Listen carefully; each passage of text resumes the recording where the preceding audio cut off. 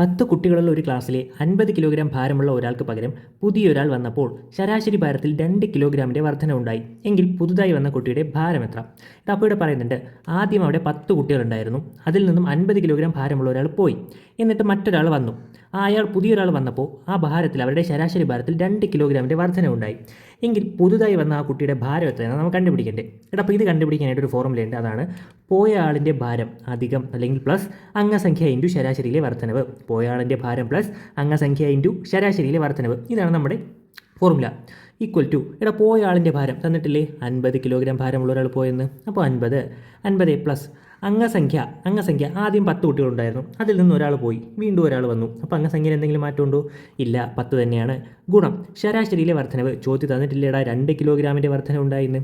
അപ്പോൾ ശരാശരിയിലെ വർധനവ് 2 equal to 50 plus 10 ഗുണം എത്രയാണ്? 20 ഈക്വൽ ടു 50 പ്ലസ് 20 70 കിലോഗ്രാമാണ് നമ്മുടെ ഉത്തരം. Option A.